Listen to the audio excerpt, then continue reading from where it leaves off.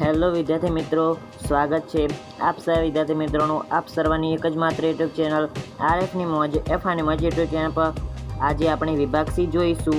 એની અંદર 38મો પ્રશ્ન છે, દ્વિતીય સુરેખ સમીકરણનો ઉકેલ આદેશની રીતે મિત્રો મેળવવાનો છે। તો 2x + 3y = 11 અને 2x - 4y = -24 એ સમીકરણ છે અને આદેશની રીતે ઉકેલવાનો છે। તો જોઈએ અહીંયા ઉકેલો છે, દાખલા ગણેલા છે વિદ્યાર્થી મિત્રો, તમને હું ખાલી દાખલા સમજાવીશ। તો આદેશ લેતા 2x + 3y = 11 આને આ સાઈડ લઈ જશું તો 11 - 3y થયા। અહીંયા 2x હતા, 2 ને નીચે ભાગાકારની અંદર લાયા તો 11 - 3y ભાગ્યા 2 x બરાબરની કિંમત આપણને લેવાની છે। ઓકે, આ જે આદેશ હતો એને સમીકરણ 2 ની અંદર મૂક્યા। આ સમીકરણના અંદરથી આપણે શું લીધું, આ સમીકરણની અંદરથી આદેશ લીધો અને એની કિંમત સમીકરણ 2 ની અંદર આપણે મૂકી, જોઈ શકો છો। આદેશ લઈ સમીકરણ 2 ની અંદર મૂકતા તો 2x ની જગ્યાએ 11 - 3y ભાગ્યા 2 -4y બરાબર -24। તો 11 દુના 22 એટલે 22 લખ્યા, 3 દુના 6 6y લખ્યા, 4 દુના 8 એટલે 8y લખ્યા અને 24 દુ 48 એટલે 48 લખ્યા। આ પ્લસ 22 હતા એને આ સાઈડ લઈ ગયા તો -22 થયા એટલે -48 - 22 અને -6 -8y માઇનસ થયા પ્લસ અને 14y થયા અહીંયા, અને અહીંયા પણ પ્લસ થયા અને 70 થયા। y = 70 ભાગ્યા 14 થયા એટલે કે 14 × 5 વિદ્યાર્થી મિત્રો થાય 70 એટલે આપણો જવાબ મળ્યો 5 + 5 છે, યાદ રાખજો +5 આપણને જવાબ મળ્યો છે +5। ઓકે, y ની કિંમતને આપણે સમીકરણ 3 ની અંદર મૂકીશું। ઓકે, જે x ની કિંમત આપણે આદેશ લીધો હતો તો એટલે કે y ની કિંમતને આદેશની અંદર મૂકતા x બરાબર 11 - 3 y ની જગ્યાએ 5 મૂક્યા ભાગ્યા 2 બરાબર 11 - 15 ભાગ્યા 2 બરાબર -4 ભાગ્યા 2 બરાબર આપણને જવાબ મળ્યો -2। તો વિદ્યાર્થી મિત્રો આ y બરાબર આપણને મળશે 5 અને x બરાબર આપણને -2 મળ્યા। આગળ દ્વિતીય સુરેખ સમીકરણનો ઉકેલ લોપની રીતે મેળવવાનો છે। એની અંદર 3x - 5y - 4 = 0 એ પહેલું સમીકરણ છે અને 9x = 2y + 7 એ બીજું સમીકરણ છે। એને ત્રીજા સમીકરણની અંદર આપણે સારી રીતે ગોઠવ્યા છે। તો 3x - 4y આ માઇનસ હતા એને આ સાઈડ લઈ ગયા તો પ્લસ થઈ ગયા એટલે 4 બરાબર 4 થઈ ગયા, ત્રીજું સમીકરણ બન્યું। અને 9x આને આ સાઈડ લાવ્યા એટલે કે જે 2y હતા એની બરાબરની ડાબી સાઈડ લાવ્યા તો -2y બરાબર થઈ ગયા અને બરાબર 7 એટલે કે ચોથું સમીકરણ બની ગયું વિદ્યાર્થી મિત્રો। એવી રીતે સમીકરણ 3 ને 3 વડે ગુણી, જે સમીકરણ 3 આપણું હતું આપણે લોપ કરવાનો છે એટલે સરખા કરવા પડશે, એટલે સમીકરણ 3 ને આપણે 3 વડે ગુણી x નો લોપ કરીશું તો 3x × 3 એટલે 9x થશે અને 5 × 3 એટલે 15y અને 4 × 3 એટલે 12। એટલે અહીંયા સમીકરણ આપણું પાંચમું સમીકરણ આ બન્યું કે 9x - 15y બરાબર 12 એ પાંચમું સમીકરણ બન્યું। તો 9x ઉડી ગયા, 9x ઉડી ગયા તો નિશાનીઓ અલગ હોવી જોઈએ, એટલે અહીંયા નીચે પ્લસની નિશાની મૂકેલ છે, અહીંયા માઇનસની, અહીંયા પણ માઇનસની। ઓકે, તો માઇનસ પ્લસ માઇનસ થશે એટલે 15ની અંદરથી 2 કાઢવાના એટલે 13 અને મોટા પદની નિશાની એટલે 15y ની નિશાની એટલે -13y બરાબર 12ની અંદરથી 7 જાય તો 5 અને y ને આ સાઈડ લઈ જશું તો 5 ભાગ્યા -13 એટલે -5 ભાગ્યા 13 થઈ ગયા છે। ઓકે, y બરાબર એની કિંમતને હવે આપણે મૂકીશું, y ની કિંમતને સમીકરણ 5 ની અંદર મૂકતા આ જે સમીકરણ આપણી પાસે 5 હતું એની અંદર y ની કિંમત મૂકીશું। 9x - 15 y ની જગ્યાએ મૂક્યા 5 ભાગ્યા 13 માઇનસ, ઓકે બરાબર 12।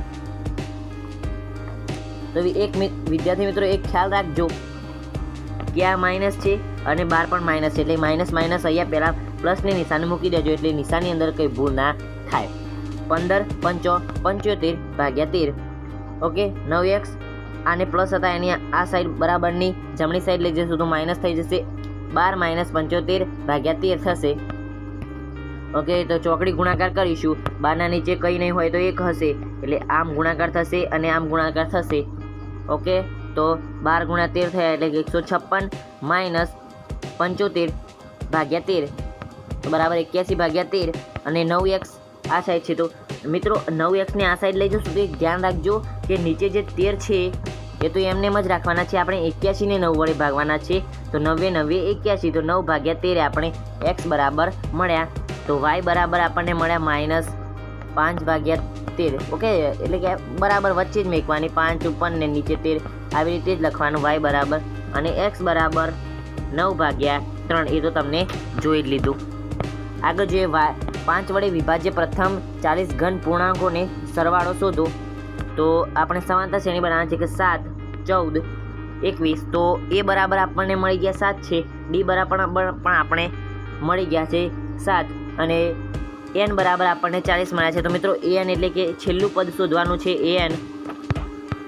ઓકે, તો એન બરાબર a plus n minus 1 D એટલે કે 7 વત્તા n બરાબર 40 આપે છે. 40ના અંદરથી 1 જાય તો 39 ગુણ્યા 7, 39 ગુણ્યા 7 બરાબર 273 અને 273 વત્તા 7 બરાબર થયા 280. તો વિદ્યાર્થી મિત્રો છેલ્લું જે 40મું પદ હશે એ 280 છે.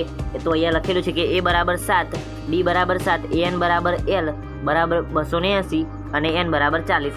તો Sn બરાબર n/2 કૌંસની અંદર a પ્લસ l 40 ભાગ્યા 2 બરાબર 20 અહીંયા થયા અને 7 વત્તા 180 તો 287 થયા અને 287 ગુણ્યા 20 કર્યા તો 5740 આપણને જવાબ મળે વિદ્યાર્થી મિત્રો. ઓકે, આગળ જો 41મો પ્રશ્ન છે કે AB વર્તુળનો વ્યાસ છે.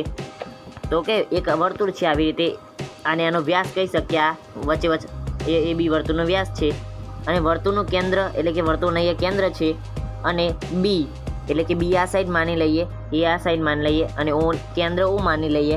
તો બિંદુ એના યામ શોધો. આના યામ શોધવાના છે, આના અને આના આપેલા છે. તો વિદ્યાર્થી મિત્રો એક કઈ નોંધવા જેવી બાબત છે કે આ વ્યાસ છે ને એનું મધ્યબિંદુ O કહી શકીએ અને AB આવી રીતે આપણે દર્શાવી શકીએ. તો અહીંયા AB છે એના મધ્યબિંદુના યામ x1 પ્લસ x2 ભાગ્યા 2 અને y1 પ્લસ y2 ભાગ્યા 2. તો આપણે x યામ માટે શોધવો છે. x યામ શોધવા માટે આ સૂત્ર ઉપયોગ કરીશું, y યામ શોધવા માટે અલગથી આ સૂત્ર ઉપયોગ કરીશું. તો બંને માટે અલગ અલગ સૂત્ર ઉપયોગ કરીને શોધીશું. ચલો x યામ શોધવા માટેનું સૂત્ર જોઈ લઈએ. એની અંદર આપણને x યામ આપેલો જ છે કે મધ્યબિંદુ O નો યામ શું છે તો 2 છે. એની અંદર x1 પ્લસ x2 ભાગ્યા 2 તો 2 જેને આને 2 આ સાઈડ લઈ ગયા તો અહીંયા થયા 4 અને x પ્લસ 1 અને આ 1 છે એને આ સાઈડ લઈ ગયા માઇનસ બરાબરની ડાબી સાઈડ તો માઇનસ થયા. 4ની અંદરથી 1 જાય તો 3 થયા. x બરાબર આપણને મળ્યા 3. એવી જ રીતે આ સાઈડ છે y1 પ્લસ y2 ભાગ્યા 2 બરાબર આપણને જે મધ્યબિંદુ છે એનો y યામ મળેલો છે. y યામ આપણને આપે છે -3 ગુણ્યા અહીંયા ભાગાકારની અંદર 2 હતા એને આ સાઈડ લઈ ગયા તો ગુણાકારની અંદર છે એટલે કે -6 થયા. ચલો -6 થયા. y પ્લસ 4 થઈ ગયા. ચલો આ વત્તા 4ને આ સાઈડ લઈ જશું -4 તો -6 -4 બરાબર y બરાબર -10 y આપણને વિદ્યાર્થી મિત્રો જવાબ મળી ચૂક્યો. આગળ જોઈ લઈએ આગળ આપણો પ્રશ્ન શું છે. આગળનો પ્રશ્ન છે 42મો પ્રશ્ન છે કે બિંદુ 4 અને -1 અને -2 અને -3 ને જોડતા રેખાખંડના ત્રિભાગ બિંદુના યામ મેળવો. તો વિદ્યાર્થી મિત્રો આ A અને B રેખા છે એને 3 ભાગ કરવા માટે 1 2 અને 3 ભાગ કરવા માટે આપણે કેટલી વખત કાપ્યા માર્યા છે? 1 અને 2 વખત કાપા માર્યા છે. તો 2 ના યામ આપણે શોધવાના છે. તો ધારો કે બિંદુ P એ AB નું 1/2 ગુણોત્તરની અંદર વિભાજન પછી આ AB છે એનું આ બિંદુ P છે એ 1/2 ગુણોત્તરની અંદર શું કરે છે? વિભાજન કરે છે. ઓકે, તો જોઈએ તો M1 વિભાજન સૂત્રનો ઉપયોગ કરીશું તો M1 x2 plus M2 x1 ભાગ્યા M1 પ્લસ M2 અને M1 y2 plus M2 y1 ભાગ્યા M1 M2 બરાબર M1 આપણને 1 આપેલા છે. x2 બરાબર વિદ્યાર્થી મિત્રો જોઈ લો x2 બરાબર કેટલા આપ્યા છે? x2 બરાબર -2 છે. એવી જ રીતે વત્તા m2 આપણને આપ્યા છે 2 અને x1 = આપણને 4 મળ્યા છે. ઓકે, અને નીચે ભાગાકારની અંદર 2 છે. એવી જ રીતે બીજી સાઈડ છે m1 આપણને 1 અને y2 બરાબર આપણને આપ્યા છે -3. એવી જ રીતે m2 બરાબર આપણને આપ્યા છે 2 અને y1 બરાબર -1 આપેલા છે. જોઈએ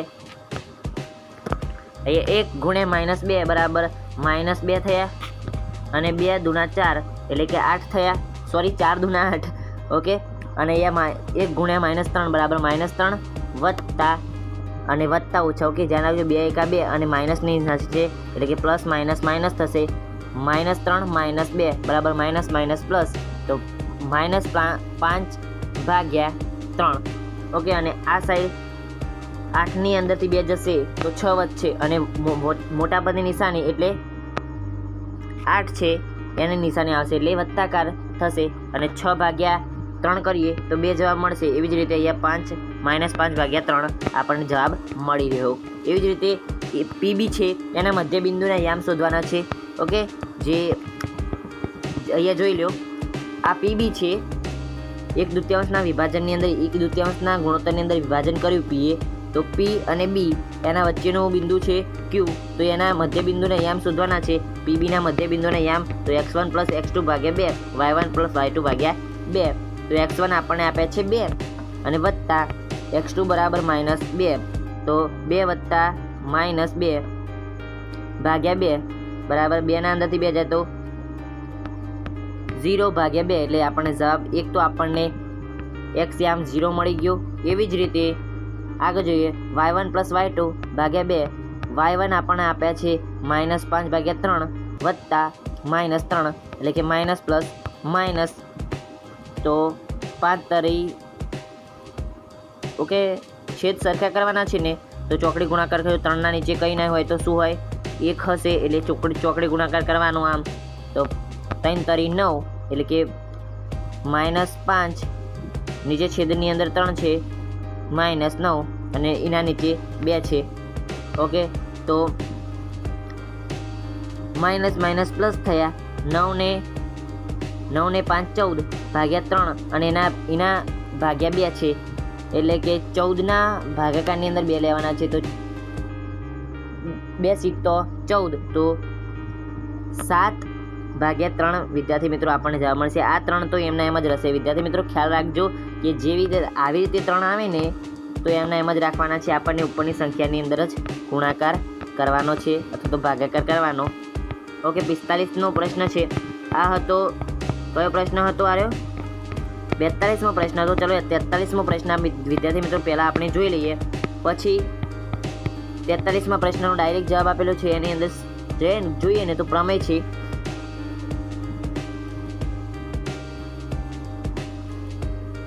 પક્ષ આપેલો છે પ્રમેયનો કે બિંદુ પી એ ઓ કેન્દ્રવાળા વર્તુળની બહારના ભાગની અંદર આપેલ બિંદુ છે, તો પીમાંથી વર્તુળને દોરેલ સ્પર્શકો વર્તુળને ક્યુ અને આરની અંદર સ્પર્શે છે. સાધ્ય PQ બરાબર PR શોધવાનું આપણને કહેલું છે. જોઈએ સાબિતી OP, OQ અને OR દોરો. આથી પ્રમેય 10.1 મુજબ ખૂણો PQO તથા ખૂણો PRO બંને સ્પર્શક અને સ્પર્શક પસાર થતી ત્રિજ્યા દ્વારા બનતા ખૂણા હોવાથી કાટકોણ છે. ત્રિકોણ OQP અને ત્રિકોણ ORPમાં OQ બરાબર OR એક જ વર્તુળની ત્રિજ્યાઓ અને OP બરાબર OP એક જ રેખાખંડ. ખૂણો PQO અને બરાબર ખૂણો PRO બંને ખૂણા કાટકોણ ખૂણા છે અને એકરૂપતાની કાકબા શરત પ્રમાણે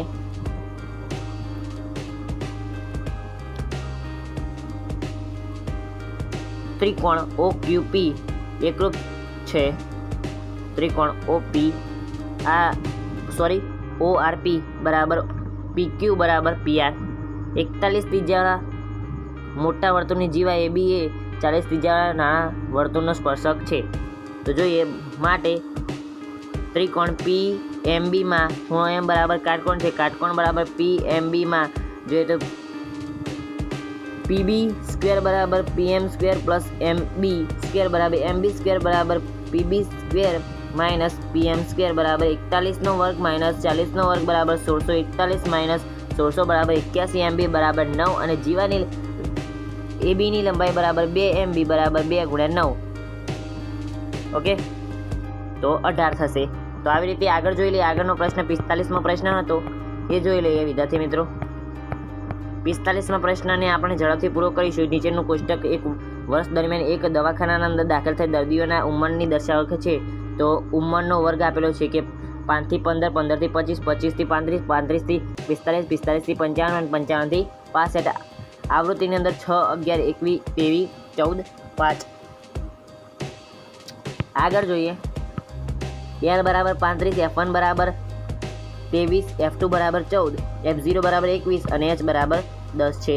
Z is equal to L plus F1 minus F0 ભાગ્યા 2F1 minus F0 minus F2 ગુણ્યા H બરાબર 35 વત્તા 23 માઇનસ 21 અને 2F1 એટલે કે 23 ગુણ્યા 2 બરાબર 46 માઇનસ 21 માઇનસ 14 ગુણ્યા 10 બરાબર 2 ભાગાકારની અંદર 11 ગુણ્યા 10 બરાબર 35 વત્તા 20 ભાગાકારની અંદર 11 35 પ્લસ 1.8 બરાબર 86.8 એ આશરે જવાબ આપણે લખી શકીએ. 46માં એક ગલાની અંદર 50 પૈસાના 100 સિક્કા, રૂપિયાના 50 સિક્કા, રૂપિયા 2ના 20 સિક્કા અને 5ના 10 સિક્કા. જ્યારે આ ગલાને ઊંધો કરવામાં આવે ત્યારે પાત્રની અંદરથી કોઈ સિક્કો બહાર પડે તો સંભાવી હોય તો સિક્કા આપણે કુલ સિક્કા ગણી લઈએ કે 50 પૈસાના કુલ 100 સિક્કા વત્તા 50 સિક્કા વત્તા 20 સિક્કા વત્તા 10 બરાબર 189 કુલ સિક્કા છે. તો 50 પૈસાનો સિક્કો હોય તો ઘટના એ બહાર પડે સિક્કો 50 પૈસાનો હોય તો ગલ્લાની અંદર 50 પૈસાના કુલ 100 સિક્કા છે બરાબર સાનુકૂળ પરિણામો 100. PF એ બરાબર 100 ભાગ્યા 180 બરાબર 5 દૂના 8 અને 9 દૂ 0 0 ઉડી ગયા. ચલો 5 દૂ 10 અને 9 દૂના 18. ચલો આપણે જવાબ મળશે 5 ભાગ્યા 9. ઓકે, 5નો સિક્કો નહીં હોય તો ધારો કે ઘટના બી બરાબર બહાર પડે સિક્કા રૂપિયા 5નો સિક્કો નથી ગલ્લાની અંદર. ઓકે, તો વિદ્યાર્થી મિત્રો ગલ્લાની અંદર 5નો સિક્કો હોય, 5ના કેટલા સિક્કા છે 10.